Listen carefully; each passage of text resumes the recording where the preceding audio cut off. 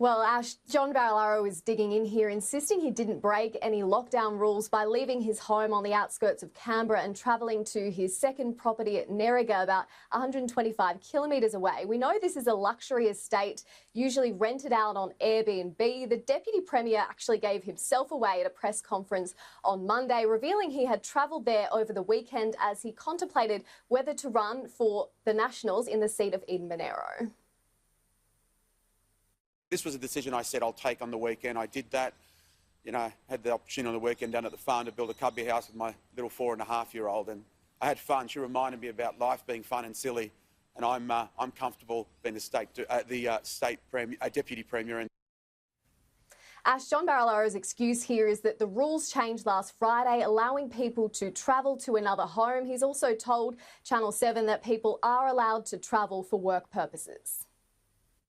100% correct. You have not broken any public health. No, you're entitled to go to visit anyone in this state. We actually maintain this property. It's our farm, and we also maintain it as a business, and you are allowed to travel to the regions for work. So whether or not building cubby houses falls under that category of work, well, that will be assessed by New South Wales Police. Just a couple of weeks ago, Don Harwin was stripped of his ministry and fined $1,000 for travelling to his Airbnb on the New South Wales Central Coast. John Barilaro was one of the first to dig in the boot, saying that Don Harwin should be fined for that action. Whether he faces the same fate, well, that's in the hands of police. Will you be investigating if John Barilaro broke any public health orders when he travelled to his farm? It's the first I've heard of it this morning.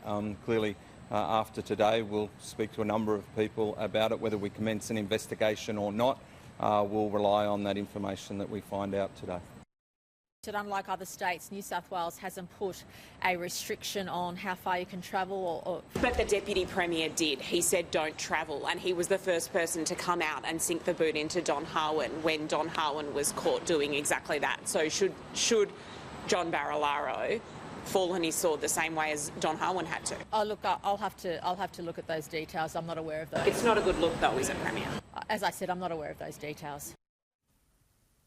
So, Ash, whether he keeps his job remains to be seen, but the political recriminations already beginning, John Barilaro being accused of hypocrisy here.